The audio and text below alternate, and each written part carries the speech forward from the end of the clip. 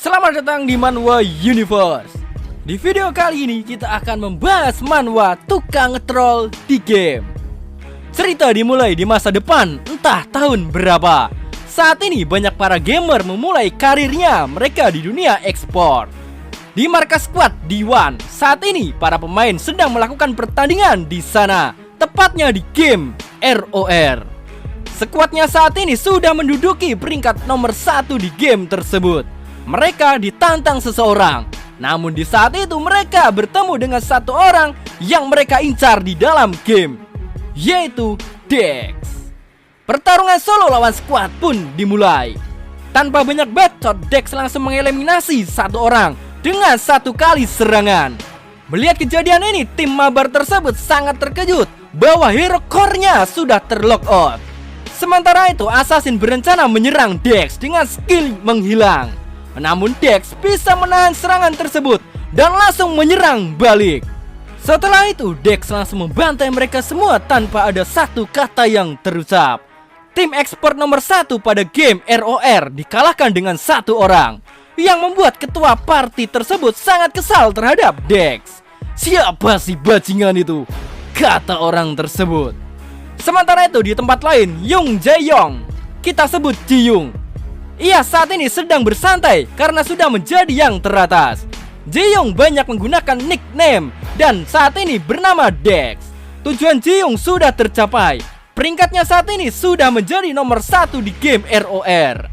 Setelah itu, Ji-young mengirimkan pesan ke orang yang ia bantai sebelumnya bahwa untuk uninstall saja gamenya daripada lost track terus. Suatu hari, berita pensiunnya Dex menyebar di komunitas ROR. Dex banyak dijuluki sebagai tukang ngetrol di game tersebut. Banyak yang menjadi korban karena ulahnya. Memang saat ini era teknologi semakin canggih, jadi banyak para gamer yang sudah pensi dan berganti ke game yang baru di era saat ini, yaitu Arcadia. Game online ini dibuat oleh 3 perusahaan besar, yaitu Ajin dan Argos Corporation serta Silikov. Game Arcadia ini sebuah permainan rahasia yang diciptakan melalui kolaborasi 3 perusahaan besar. Sebuah permainan yang tidak menggunakan komputer, namun mesin yang disebut Dreamer. Alat ini sebagai wadah game virtual reality untuk pertama kali diciptakan di dunia. Beberapa saat kemudian, kurir paket datang ke rumah Ji-young. Mereka membawa pesan yang diminta Ji-young, yaitu Dreamer. Setelah itu, Ji-young langsung menghapus akun ROR-nya dan berganti ke game Arcadia. Sudah 20 tahun Ji-young memainkan game tersebut, dan saat inilah ia harus berganti. Ji-young langsung menghapus akun dewanya dan beralih memainkan game virtual reality, yaitu Arcadia. Ji-young saat ini sudah langsung memasuki dunia game tersebut. Jadi ini ya rasanya memasuki game dunia virtual, kata Ji-young. Di dalam sistem game ini sungguh sangat kompleks. Banyak elemen-elemen yang masih tersembunyi dan masih belum terungkap. Mereka menyebutnya Easter egg atau hidden piece. Namun di dalam game tersebut, pecahan puzzle Easter egg diberikan ke karakter Alice. Entah siapa yang memberikan Easter egg tersebut. Saat ini Ji-young sudah berada di tempat awal respawn. Banyak para player yang sudah login hari ini. Ji-young juga mengecek statnya bahwa saat ini dirinya berlevel 1. Ia masih menggunakan nickname Dex di dalam game tersebut. Karena masih banyak newbie, Ji-young mendapatkan quest pertama untuk membunuh satu slime. Banyak pemain juga masih kaku memainkan game ini. Namun tidak dengan Ji-young. Dirinya mantan pro player dari game sebelah. Dirinya lebih mudah memainkan semua game, termasuk Arcadia. Setelah itu ia mendapatkan quest tambahan, yaitu untuk membaca buku 100. Memang quest ini menyebalkan untuk para player, termasuk Ji-young. Di tempat lain, Ji-young saat ini sudah berada di perpustakaan. Ia diperhatikan 2 wanita yang kawaii. Mereka heran dengan satu player ini yang berhari-hari cuma membaca buku di perpustakaan tersebut, yaitu Ji-young. Beberapa saat kemudian, Ji-young menghampiri mereka untuk mencari lanjutan dari buku yang ia baca. Mendengar kata tersebut, cewek berkacamata ini terkejut bahwa ada satu player yang menyadari bahwa buku yang dibaca Jae-young mempunyai lanjutan. Buku tersebut adalah histori dari game Arcadia ini.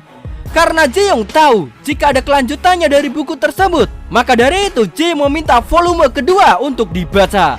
Cewek berkacamata tersebut memberikan buku yang diminta Jae-young. Jae-young juga penasaran kenapa volume kedua dari buku ini disembunyikan. Cewek ini mengatakan bahwa buku ini sangat istimewa dari buku yang lain, jadi hanya bisa didapatkan dengan memintanya secara langsung. Jae-young langsung mengambil buku tersebut. Namun sebuah sistem menyadari bahwa ada seseorang telah membuka quest skenario utama. Syarat hidden quest terpenuhi dan menempatkan pemain tersebut sebagai target analisis prioritas. Dalam buku volume kedua ini menceritakan bahwa ada satu legenda, bahwa ada satu orang yang mengembara yang menyembunyikan harta karunnya yang sangat berharga dan terletak di kota pemula di Danau Adelaide. Dan tidak ada satu orang pun yang bisa menemukan harta karun tersebut, dan menjadi rumor belaka yang masih tersebar. Harta karun tersebut bernama The Oldest Tracks of Darkness. Seiring berjalannya waktu, legenda tersebut sudah memudar dan banyak orang yang tidak tertarik dengan legenda tersebut. Maka dari itu Jae-young berniat untuk menemukan danau tersebut karena dia tahu bahwa letak berada di kota pemula. Jadi sudah pasti ada satu danau, yaitu Danau Erun. Setelah itu Jae-young langsung berangkat ke sana untuk mengeceknya. Jae-young berpikir bahwa legenda tersebut mungkin hanya rumor belaka, karena tidak mungkin harta karun tersebut disembunyikan di danau yang tenang seperti ini. Namun di saat itu Jae-young melihat quest yang terbuka, bahwa quest skenario utama sudah dibuka dan sebuah quest besar sudah tercipta. Quest ini rank B, bahwa untuk menemukan The Track of the Darkness. Jae-young tahu selama ini legenda tersebut benar adanya, bahwa harta karun tersebut memang nyata. Semua ini pasti akan menarik, kata Jae-young. Setelah mengecek keadaan sekitar, Jae-young langsung menyebur ke danau tersebut untuk mencari harta karun yang ia cari. Di tempat lain, pihak developer menyadari bahwa gamenya saat ini memberitahu bahwa quest skenario utama telah dibuka. Mereka menyadari bahwa ada satu player yang memicu quest ini terbuka. Maka dari itu mereka segera melaporkan ini ke atasan yang berwenang di Korea. Karena di dalam game Arcadia ini semua server belum melakukan quest skenario utama selain Korea. Padahal baru 4 hari pembukaan sudah ada satu orang yang memicunya. Akan tetapi berbeda di Amerika. Semua player di sana masih tenang walau quest utama belum terbuka selama 3 bulan. Di tempat lain, Jae-young gagal mendapatkan harta karun tersebut karena kehabisan napas di saat menyelam. Dia sudah mencapai 200 meter di dalam danau, akan tetapi belum menemukan dasarnya. Dia juga berniat untuk menyerah karena skillnya saat ini belum tinggi. Karena saat ini semua player sedang melakukan push rank, namun Jae-young masih ngegembel di pinggir danau.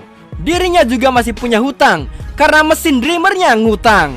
Beberapa saat kemudian ia mengingat bahwa dirinya mempunyai hidden quest yang belum terselesaikan.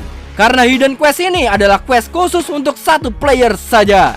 Maka dari itu Jae-young memutuskan akan mencobanya kembali di lain hari untuk mencari harta karun di dalam danau ini. Semoga hadiahnya tidak mengecewakan, kata Jae-young. Sementara itu di Amerika, kantor pusat Silikov, seorang cewek bernama Jenica Paul Loli yang usianya 15 tahun sudah menjadi bagian penting di perusahaan tersebut. Gitu.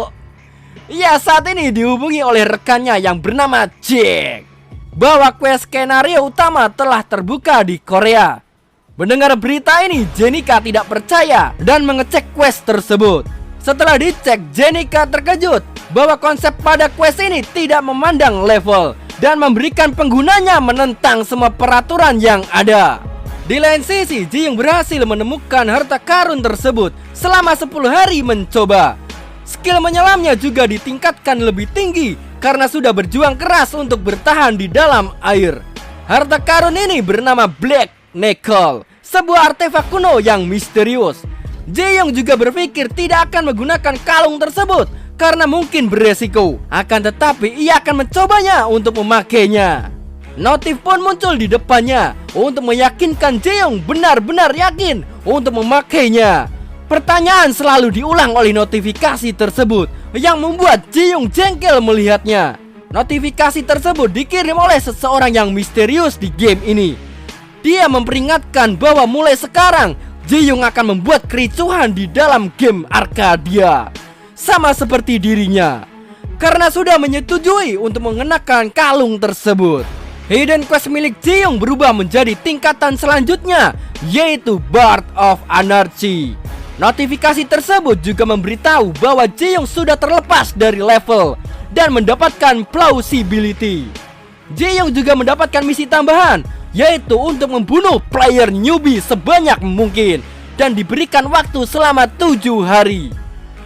Keesokannya, Ji-young berada di savana padang rumput. Tempat ini banyak newbie untuk melakukan leveling dengan mudah, karena monster slime di tempat tersebut ini berlevel rendah. Banyak player yang bersenang-senang di sana. Ji-young hanya bisa melihat mereka dari belakang. Ia sebenarnya tidak mau untuk membunuh seseorang dan menjadi PK.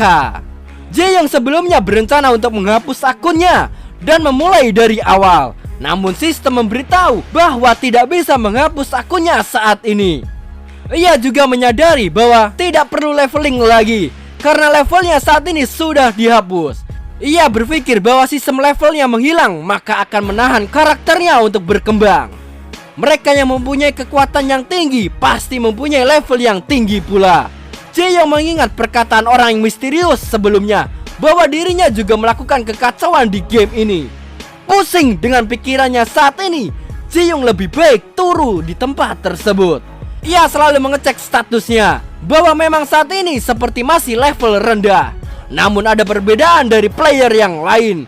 Ia memiliki stat plausibility. Dalam informasi tersebut, plausibility adalah sebuah peningkatan skill untuk memutarbalikkan hukum dunia. Ji-young masih bingung mengenai skill tersebut. Setelah itu, Ji-young mendapatkan misi baru untuk membunuh newbie sebelum mereka berganti kelas. Membunuh sebanyak mungkin dan diberi waktu 66 hari. Baiklah, jika misinya seperti ini, maka tidak ada pilihan lain selain mencobanya, kata Ji-young. Ji-young bersiap untuk menebas dua newbie ini dengan pedangnya. Akan tetapi, dua player tersebut diganggu oleh 3 player lainnya. 3 preman ini adalah seorang PK di tempat tersebut karena berlabel warna merah. Mereka beralasan bahwa tempat ini adalah wilayah buruannya. 3 preman tersebut menyuruh 2 newbie ini untuk pergi dari sini sebelum mereka dibunuh di tempat tersebut. Akan tetapi salah satu temannya sudah ditebas oleh Ji-young. Sayang sekali. Padahal aku tadi bisa membunuh dengan 1 kali tebasan, kata Ji-young. Ji-young langsung sat menebas semua player PK di sana dengan sekali serangan. Dan perlahan nama Dex berubah menjadi merah yang menandakan dirinya seorang PK atau player kill. Notifikasi menunjukkan bahwa plausibility Ji-young meningkat sesuai yang ia bunuh. Sementara itu, 2 newbie sebelumnya berterima kasih ke Ji-young karena telah menolongnya. Hei, slow, tidak usah berterima kasih. Kau juga akan kubunuh di sini karena ini adalah misiku, kata Ji-young. Dan setelah itu mereka mati terlog out karena ditebas Ji-young. Bukan hanya itu saja, Ji-young berencana membunuh semua orang yang ada di tempat tersebut. Di hari berikutnya, Ji-young masih mencari mangsa untuk ia bunuh. Hingga suatu malam ada 1 orang yang berhasil lari darinya. Namun orang tersebut akan mereport Ji-young jika membunuhnya. Akan tetapi Ji-young tidak peduli dan langsung menebas orang ini. Di dalam game Arcadia ini terdapat suatu sistem yaitu death penalty atau larangan untuk login selama 24 jam. Sistem ini mencegah player agar tidak kecanduan bermain game setelah mereka mati di dalam game tersebut atau dibunuh player. Para developer juga merasa sangat sibuk hari ini karena banyak laporan bahwa banyak player newbie yang dibunuh seseorang. Sementara itu di dalam game, skor plausibility milik Ji-young sudah mencapai 1000. Berarti Ji-young sudah membunuh player sebanyak 1000 orang. Hasil looting semalaman ternyata bagus juga, kata Ji-young. Ji-young juga berpikir bahwa game nanti pasti akan mengejarnya jika dirinya selalu membantai semua para newbie. Akan tetapi dirinya tidak peduli akan hal tersebut. Lebih baik dirinya pulang dan turu. Namun setelah itu para slime datang menemui Ji-young. Notifikasi muncul bahwa slime dan dirinya menjalin pertemanan. Mereka meminta tolong ke Ji-young agar diselamatkan dari orang yang mengejarnya. Ji-young memancing para pemburu tersebut untuk mengikutinya. Setelah terpojok, Ji-young menjatuhkan dirinya ke jurang dan lockout sebelum dirinya jatuh. Semua rekaman ini sudah diunggah ke YouTube dan viral. Banyak yang melihat video tersebut. Dan ada satu player yang membantai para newbie serta monster slime yang susah dibunuh. Ada satu korban yang tidak terima. Ia berencana untuk balas dendam dan mengumpulkan semua player untuk ikut membantunya. Salah satu kelebihan di game Arcadia ini adalah skenario yang bisa dibuat berdasarkan perilaku usernya. Bukan hanya di dalam game saja, melainkan di forum juga berpengaruh ke dalam skenario tersebut. Semua hal ini dilakukan berkat AI yang mengawasi segalanya, yaitu Alice. Alice melihat banyak player yang berkumpul dan mengetahui alasan mereka. Alice memberikan perintah sebuah quest ke mereka semua untuk menangkap orang yang banyak membunuh newbie, yaitu Ji-young. Sementara itu tim developer panik bahwa semua player sudah menerima quest utama karena server baru dibuka beberapa hari saja, sudah melewati fase quest utama. Maka dari itu ketua pembuat skenario Kang Tae-hon memanggil semua timnya untuk melihat misi quest utama yang akan dijalankan. Rekannya mengatakan bahwa misi quest ini berhubungan dengan quest ACT-1. Mendengar penjelasan tersebut bahwa Tae-hon prediksinya salah. Quest ini adalah quest utama dalam skenario yang sudah berjalan. Setelah dicek, pimpinan kaget melihat skor PK-nya yang dimiliki Ji-young saat ini sudah mencapai 1000 player yang menjadi korban. Di lain sisi, orang pengangguran ini kembali bangun dari tidurnya dan menyalakan PC untuk update status. Ji-young melihat beritanya hari ini bahwa dirinya viral kembali. Pihak game memberikan hadiah jika pelaku pembunuh newbie bisa ditangkap atau dibunuh. Setelah itu, Ji-young kembali login untuk mencari mangsa baru. Namun Ji-young dihampiri slime. Slime ini merasakan ketakutan di saat para pemburu datang. Para pemburu tersebut datang menghampiri mereka. Ji-young meminta maaf jika slime ini mengganggu mereka. Satu player ini mendekati Ji-young untuk melihat muka Ji-young lebih dekat lagi. Akan tetapi Ji-young seolah dirinya diserang oleh dua player di depannya. Ji-young berteriak bahwa ada player PK di sini. Semua player di area tersebut mulai mendekati arah suara yang diberikan Ji-young. Setelah itu Ji-young kabur dari sana sebelum identitasnya diketahui semua orang. Semua player akhirnya mengajar dua player newbie ini yang dikira sebagai buronan PK. Di tempat lain, pertemanan Ji-young kepada slime sudah meningkat. Dan Ji-young juga mendapatkan titel karena tindakan menyelamatkan slime. Di saat itu, Ji-young menyadari bahwa plausibility bisa digunakan terhadap slime ini sebesar 1000 poin. Wow, jadi ini cara kerjanya ya, kata Ji-young. Akhirnya Ji-young mencoba untuk meningkatkan level slime ini dengan plausibility yang ia punyai. Ji-young mengupgrade slime tersebut sampai level 15. Bukan hanya satu, melainkan puluhan slime yang ia upgrade. Di dalam quest Arcadia, para pemain memang diharuskan membunuh monster untuk menyelesaikan quest yang mereka jalani. Setiap game pasti ada monster yang wajib mereka bunuh. Untuk para newbie, mereka diharuskan membunuh monster yang berlevel rendah, yaitu slime. Tapi bagaimana jika para slime ini menjadi kuat dan susah dibunuh? Para newbie saat ini memang sangat kesulitan untuk membunuh satu slime saja. Bahkan mereka bisa dibunuh hanya dengan sekali senggol dan langsung lockout saja. Yang paling kampretnya, mereka langsung terkena penalti selama 24 jam dan tidak bisa login kembali karena alasannya mereka mati dibunuh. Ji-young melihat situasi saat ini di atas tebing. Para slime yang sudah diupgrade olehnya memiliki daya tahan dan serangan yang kuat untuk melawan newbie. Dia berpikir bahwa ini adalah dampak dari plausibility yang ia berikan kepada slime tersebut jika mereka berubah menjadi agresif. Ji-young melihat para player yang dulu mengejarnya, namun mereka terbunuh dengan sekali serangan oleh para slime. Dengan begini, skor plausibility milik Ji-young perlahan mulai bertambah selama slime membunuh para player. Ini jauh lebih baik dari yang kukira, kata Jiyung. Setelah 2 jam menunggu, Jiyung sudah banyak membunuh para newbie dengan slam yang ia perkuat. Ia juga berpikir tidak akan mencari misi lain dan saat ini berfokus untuk meningkatkan para slam yang lain untuk diperkuat. Sementara itu, para developer kebingungan dengan gamenya. Mereka melaporkan bahwa stat para slam telah diperkuat secara tidak normal. Oleh karena itu, banyak peningkatan korban pada player newbie.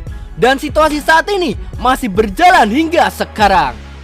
Para developer juga heran bahwa para slam tiba-tiba lebih kuat 10 kali lipat dari sebelumnya. Pimpinan tahu jika para player newbie daya tahannya masih rendah. Maka dari itu memang sudah pasti jika mereka terkena serangan sekali senggol pasti akan mati. Maka dari itu selaku orang yang bertanggung jawab di sini, dia berencana untuk mengeceknya secara langsung di dalam game. Ia memasuki Dreamer untuk mulai login ke dalam game. Di dalam game tersebut ia berada di sistem. Pimpinan bertemu dengan AI yang bernama Alice. Dan setelah itu manhwa tukang ngetrol bersambung di sini. Kita lanjutkan di next chapter berikutnya. Sorry guys jika ada kesalahan kata maupun cerita. Dan dukung terus Manhwa Universe Indonesia dengan like dan subscribe. See you in the next video.